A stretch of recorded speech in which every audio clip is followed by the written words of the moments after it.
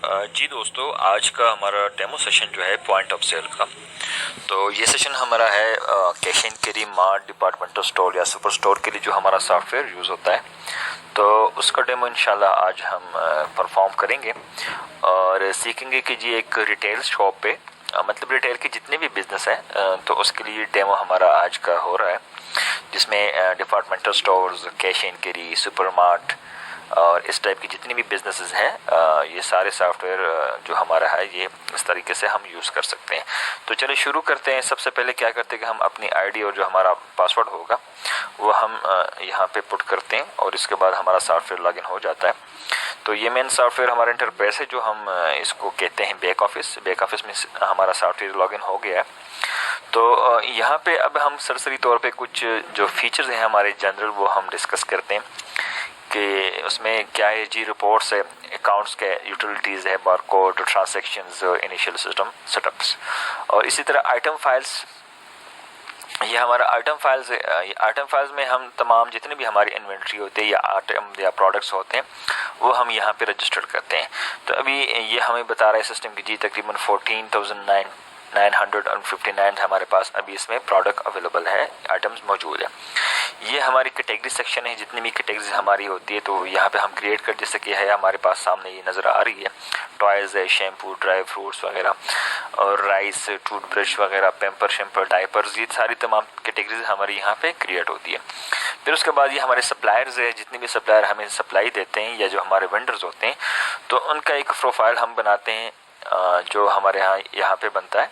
ये देखिए ये तमाम हमारे पास डिस्ट्रीब्यूशन जितनी भी है वो यहाँ पे हमारे पास सामने स्क्रीन पे शो हो रहे हैं।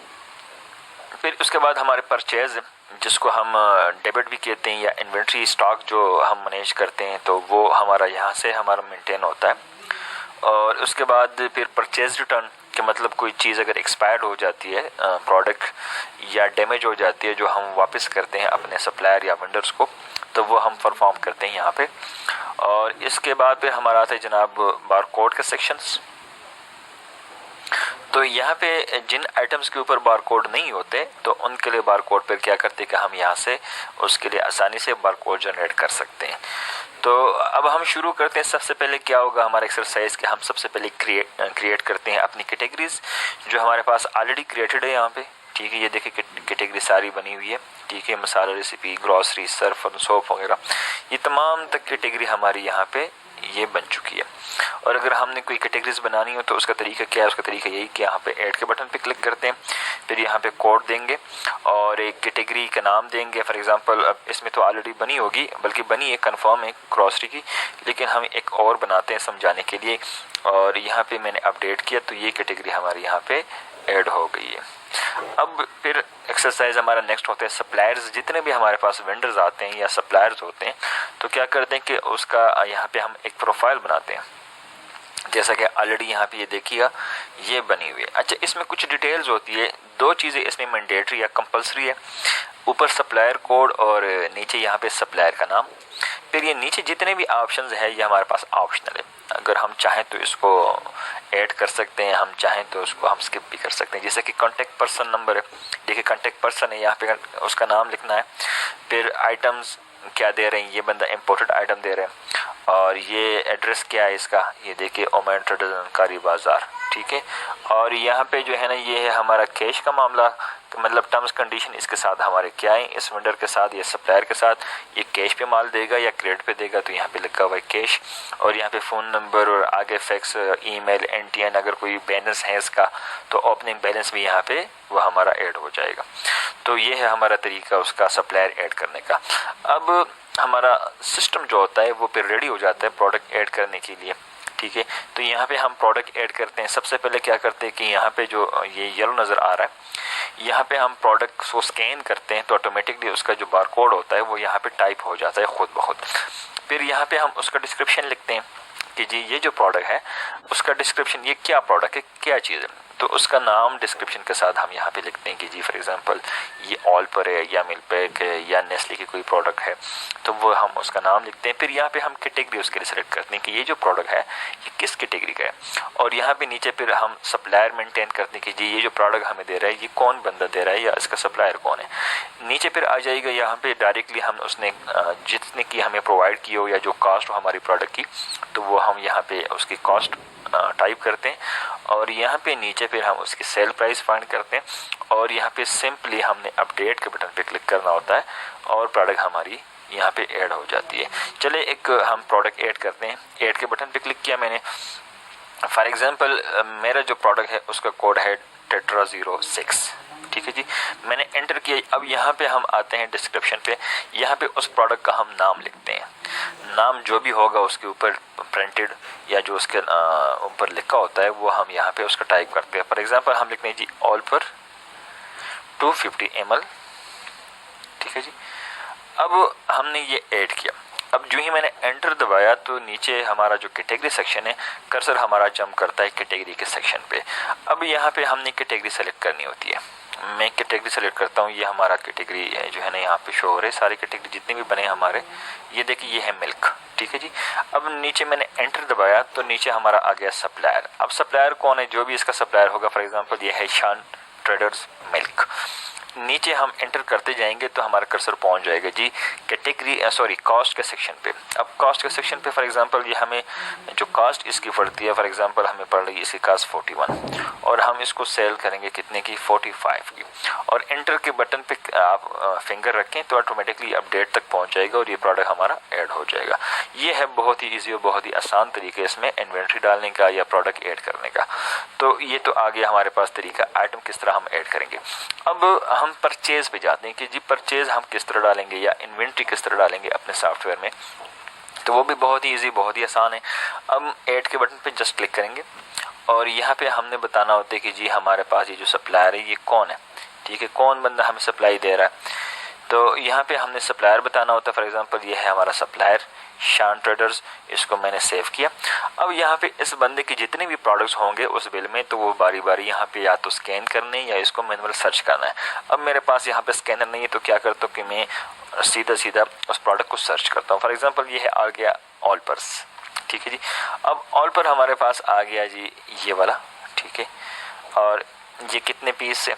अब अगर नेक्स्ट टाइम कास्ट अपडेट हो चुकी हो, कम या ज़्यादा हो चुकी हो, तो यहाँ से हम सीधा उसकी कास्ट प्राइस अपडेट भी कर सकते हैं। फॉर एग्जांपल पहले हम दे रहे थे हमें सप्लाई पड़ रही थी 41 और अभी सप्लाई जो आई वो हमारे पास 42 की पहुँच गई। और कितने पीस हमारे पास आए, ये ऑल पर के जो हमारे पास 250 ml है, फॉर एग्जांपल हमें 50 पीस मिले। इंटर करते जाएं तो ये कर्सर हमारा पहुंच गया सेल प्राइस पे। यहाँ पे हम क्या करते हैं कि यहाँ पे हम सेल प्राइस इसके लिए एडजस्ट करते हैं। फॉर एग्जांपल पहले हम सेल कर रहे थे 45 और अभी हम सेल कर रहे हैं इसको 46। मैंने एंटर किया। यहाँ पे इस प्रोडक्ट की एक्सपायरी हम अगर मेंटेन करना चाहें तो यहाँ पे हम एक्सपायरी भी मेंटेन कर सकते हैं। फॉर एग्जांपल हम कहते हैं कि जी इसकी एक्सपायरी है 20/12/2022। मैंने एंटर किया तो ये प्रोडक्ट हमारी ऐड हो चुकी है। नीचे लिस्ट में ये देखें, यहाँ पे ये प्रोडक्ट हमारी आ गई है। अब नेक्स्ट प्रोडक्ट इस बंदे का क्या है वो हम यहाँ पे सर्च करते हैं या उसका नाम लिखते हैं। तो नेक्स्ट प्रोडक्ट हमारे पास आ गई जी 315 ml की, ठीक है। ये हमें पड़ती है 46.33 और कितने पीस मिले हमें, 20 पीस मिले और हम इसको सेल कर रहे हैं 50 का। और इसकी भी जो एक्सपायरी होगी तो वो यहाँ पे हम मेंटेन कर सकते हैं। फॉर एग्जांपल इसकी एक्सपायरी है जी 25 जून 2022। तो ये प्रोडक्ट मैंने एंटर की। अब एक चीज़ इसमें देखने वाली है कि यहाँ पे जो हमारे पास टोटल कास्ट बन रही है तो इट्स मीन एक टोटल बिल की अमाउंट है। अब लेट सपोज अगर आपके बिल में 20 आइटम्स हैं तो यहाँ पे बारी बारी आपने 20 ऐड करने हैं सारे और उस बिल की अमाउंट और ये अमाउंट सेम आनी चाहिए। अगर इसमें कोई डिफरेंस आ रहा है तो आपने क्या करना है कि उस बिल की अमाउंट को आपने कैलकुलेट करना है। हो सकता है वेंडर ने बिल कैलकुलेशन में कोई गलती की हो। अगर वहाँ पे वो अमाउंट ठीक है उतनी ही है तो इट्स मीन्स कि यहाँ पे कोई आपने प्राइस या क्वांटिटी कम या ज़्यादा लिखी है तभी ये डिफरेंस यहाँ पे शो होता है। तो यहाँ से आपका वो जो होगा जो भी इशू होगा या जो भी आपने मिस्टेक की होगी इन्वेंट्री में, तो वो इसी दौरान ही आपकी क्लियर हो जाती है, यहाँ से क्लियर हो जाएगा। और फिर हमने पोस्ट के बटन पे क्लिक करना है, तो ये जितना भी स्टॉक होता है वो हमारी इन्वेंट्री में शामिल हो जाता है, हमारे स्टॉक में शामिल हो जाता है। अब देखिए यहाँ पे लिखा गया पोस्टेड, तो ये स्टॉक मीन्स कि जितने भी हमने डाली 20 क्वांटिटी और 50 क्वांटिटी, ये हमारे स्टॉक में शामिल हो गया है। अब हम जाते हैं सेल की तरफ कि हमने सेल किस तरह करना है।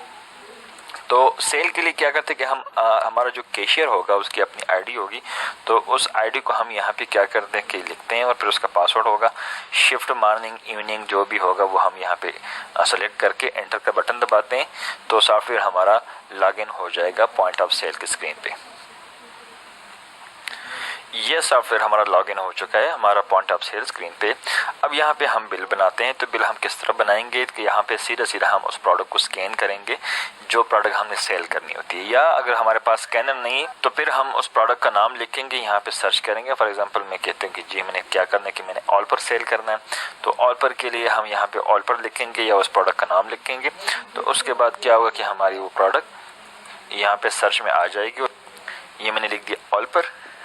अब देखिए यहाँ पे हमारे पास सारे प्रोडक्ट शो हो गए। अब इस प्रोडक्ट को हमने सेल करने कितनी क्वांटिटी में सेल करना है, फॉर एग्जांपल ये हमने सेल करने 5 पीस, ठीक है जी।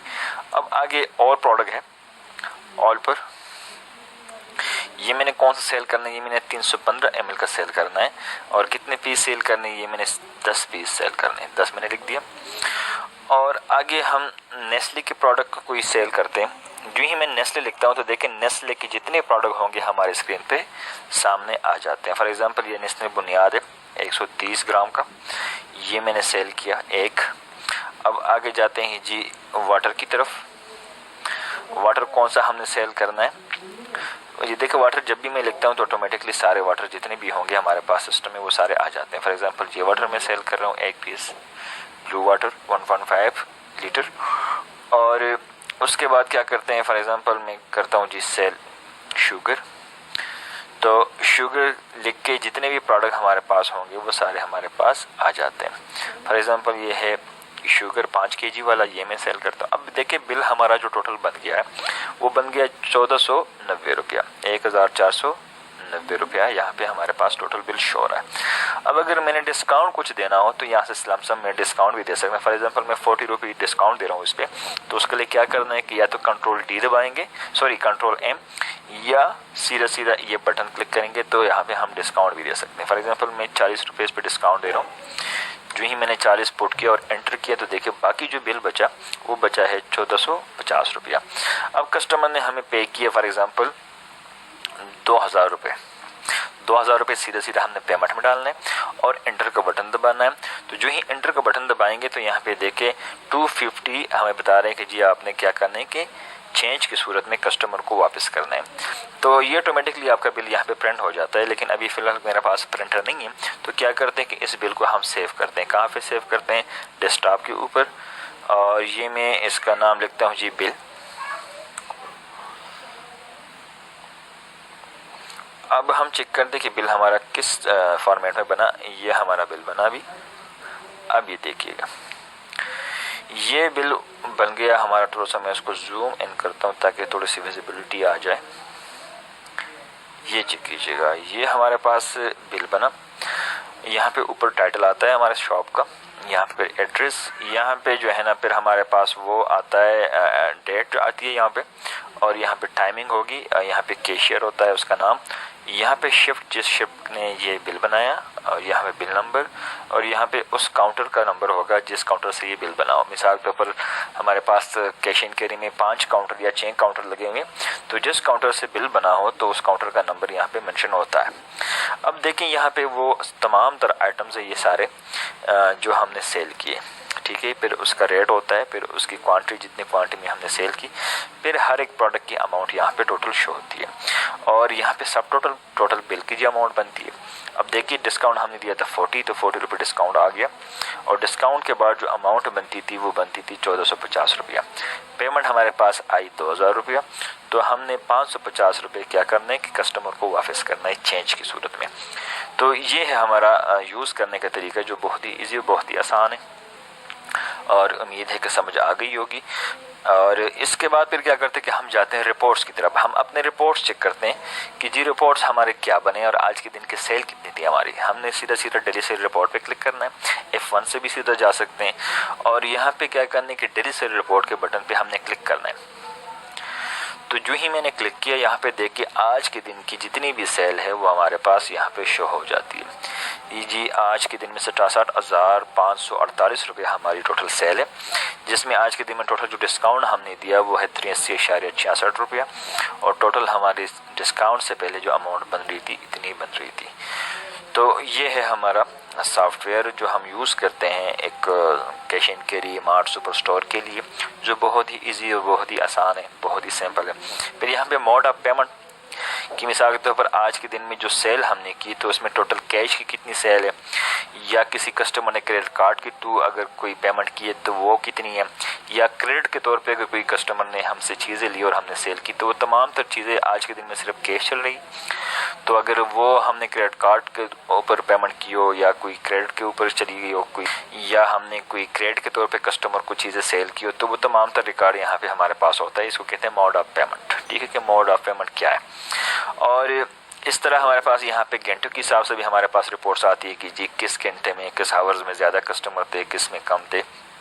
अब देखिए स्टोर ओपनिंग टाइम है 9 बजे, तो 9 बजे के दौरान 2 कस्टमर डील किए, फिर 10 बजे के दौरान 6 कस्टमर थे, फिर 11 बजे के दौरान 12 कस्टमर डील हुए, फिर 12 के दौरान इतने थे, और 1 बजे 2 बजे, और फिर हमारे पास 3 बजे के दौरान इतने कस्टमर थे। तो मतलब जितने भी हमारे पास यहाँ पे होती है चीज़ें और सारी तमाम तर रिपोर्ट्स हमारे पास यहाँ पे आते हैं। अब आती है रिफ़ंड वही होता है कि जो कस्टमर कोई चीज़ वापस करते हैं हमें या दूसरे दिन या उसी दिन। तो देखिए यहाँ पे हम बता रहे हैं कि जी ये देखिए बासमती चावल एक रिफ़ंड भी आया, तो यहाँ से हम रिफ़ंड भी कर सकते हैं। कितनी क्वांटिटी में आए? 3 पीसेस हमने वापस किए, जिसका अमाउंट बन रही थी 480 रुपया।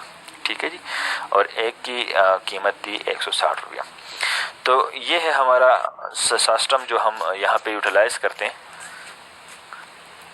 अच्छा जी, उसके बाद हम क्या करते हैं कि जब भी हम रात को क्लोज करते हैं, जिस टाइम भी 12, 1, 10 बजे, तो फिर उसके बाद हम एंड ऑफ डे करते हैं कि जी आज का दिन हमारा एंड हो चुका है और उसके बाद हमने सेल नहीं करनी है अभी।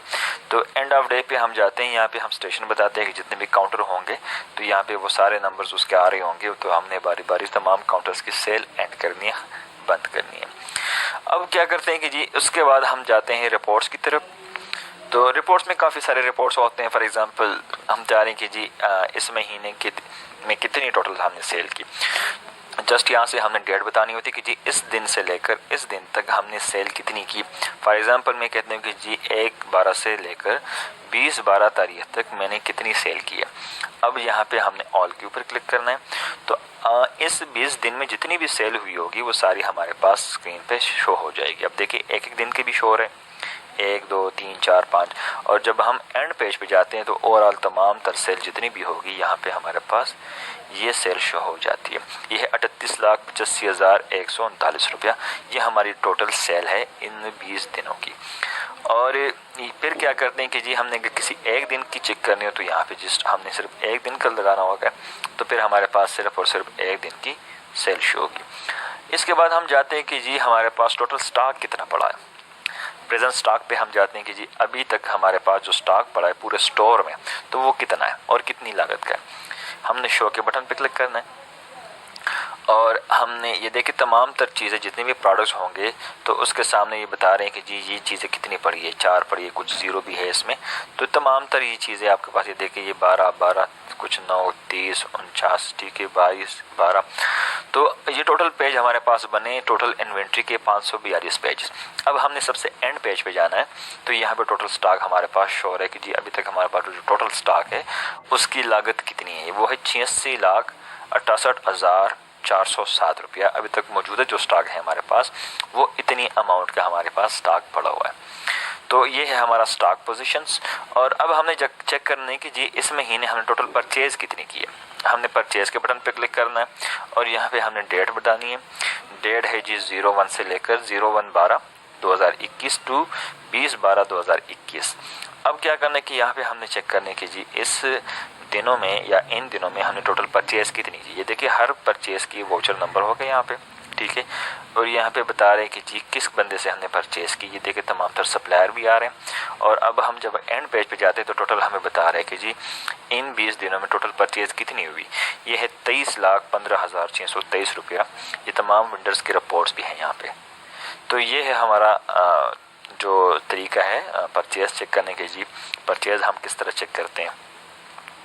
तो इसके बाद फिर क्या करते हैं कि हम जाते हैं जी मार्जिन के ऊपर कि हमने जो सेल की उसके ऊपर हमारा मार्जिन क्या बचता है, हमें प्रॉफिट जिसे कहते हैं। ग्रॉस मार्जिन पे हम जाते हैं और यहाँ से हमने क्या करना है कि हमने बताना होता है डेट बताते हैं कि जी इन दिनों में 1 से लेकर 20/12 तक हमारे पास जो टोटल हमने सेल की उसके ऊपर प्रॉफिट कितना बचा।